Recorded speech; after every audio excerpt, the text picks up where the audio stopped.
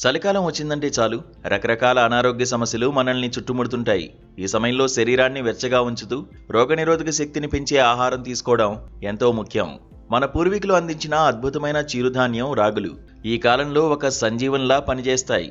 అయితే రాగి జావను రోజు తాగడం వల్ల నిజంగా లాభమేనా, లేక ఏవైనా సైడ్ ఎఫెక్ట్స్ ఉంటాయా అనేది ఎందరిలోనో వచ్చే సందేహం.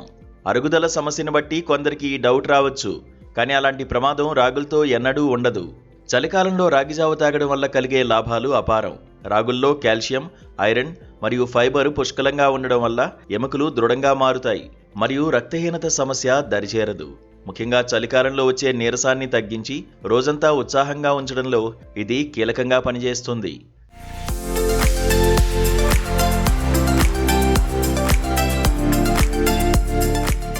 డయాబెటీస్ ఉన్నవారికి కూడా ఇది ఒక ఉత్తమ ఆహారం, ఎందుకంటే ఇది రక్తంలోని చక్కెర స్థాయిలను అదుపులో ఉంచుతుంది.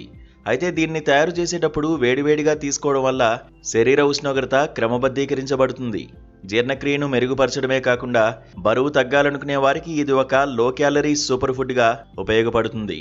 చివరిగా చెప్పాలంటే రాగి జావ అనేది పోషకాల గని. దీనిని పరిమితంగా తీసుకుంటే ఆరోగ్యానికి ఎంతో మేలు జరుగుతుంది. అయితే అతిగా వాడటం వల్ల కొందరిలో మలబద్ధకం లేదా కిడ్నీ సమస్యలు వచ్చే అవకాశం ఉంది. కాబట్టి రోజుకు ఒక గ్లాస్ మాత్రమే తీసుకోవడం ఉత్తమం. ముఖ్యంగా చలికాలంలో పెరుగు లేదా మజ్జిగకు బదులుగా బెల్లం లేదా కొద్దిగా ఉప్పు కలిపి గోరువెచ్చని రాగి జావను ఆస్వాదించండి. మన సంప్రదాయ ఆహారాలను గౌరవిస్తూ ఆరోగ్యకరమైన జీవనశైలిని అలవాటు చేసుకుందాం.